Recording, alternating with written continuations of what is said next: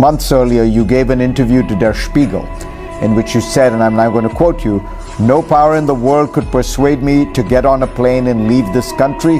It is a country I love and I will die defending." But you did get on a plane and leave the country. Why?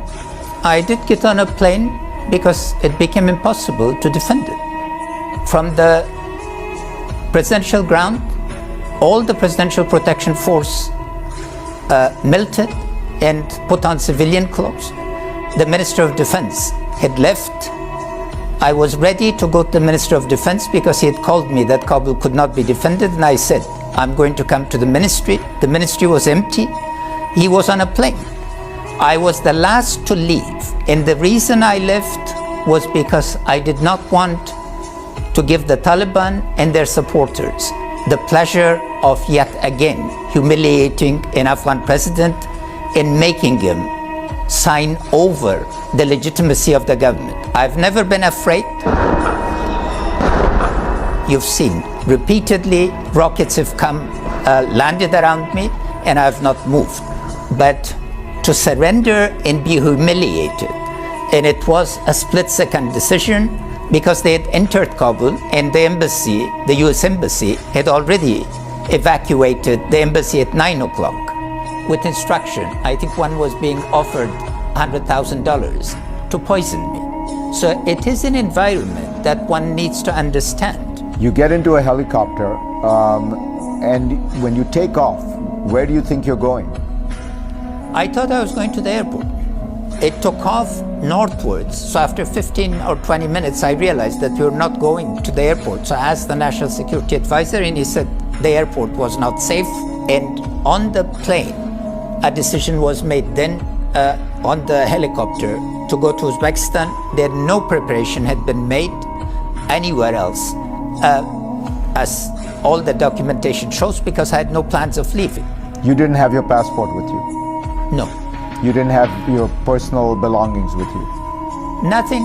I was wearing Afghan clothes with a waistcoat and a pair of shoes, and that was it. I didn't even have a book. People who know me, I practically never fly without a book, because that's when I concentrate and read, and nothing else. Now, you know there are these rumors that you left with $169 million of cash. What is your response? Well, Sagar has categorically proven that I did not leave with any money. This is part of a disinformation campaign.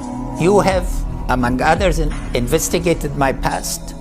And also, if you look at Ambassador Bolton's memoirs, President Trump used to confuse me with President Karzai and had alleged that I owned property outside, and they investigated and found nothing. I've lived an honorable life.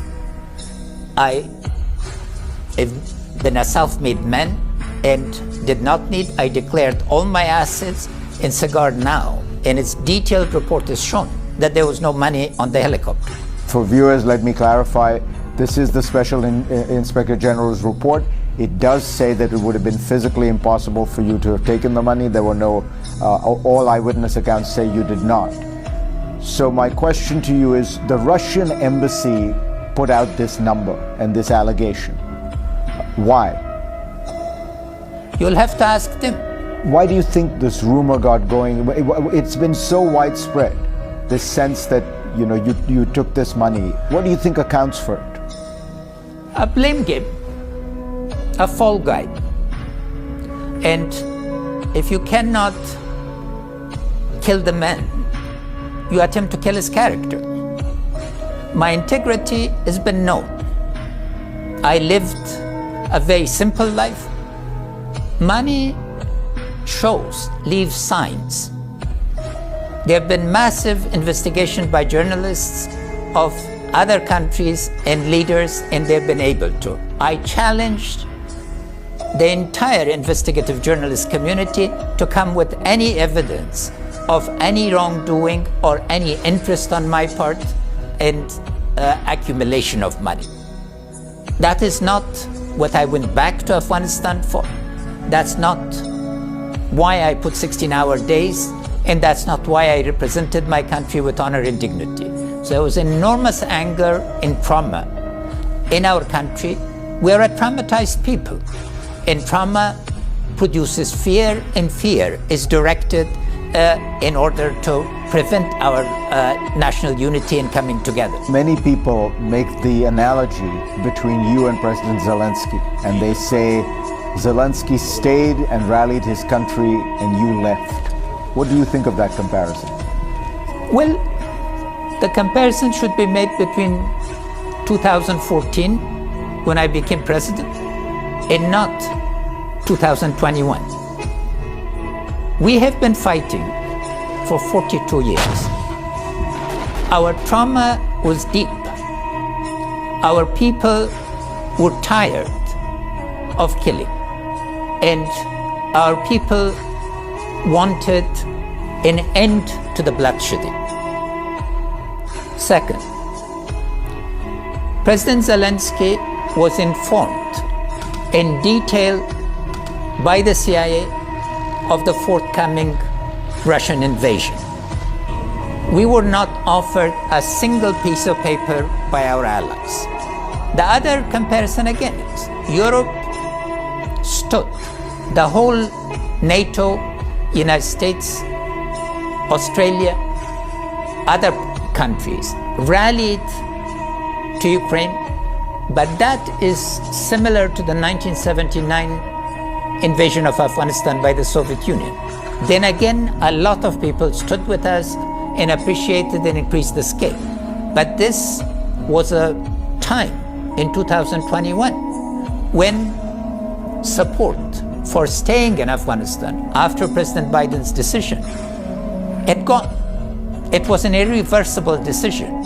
And people were fundamentally asking, if you are going to fight another round of civil war, what's the end? What's the conclusion? Do you feel betrayed by the Americans?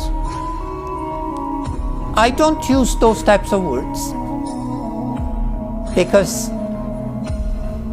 our trauma, our pain needs not to go to the direction of betrayal or blame.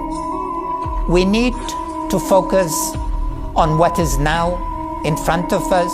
We need to draw lessons from the past and deal with the present.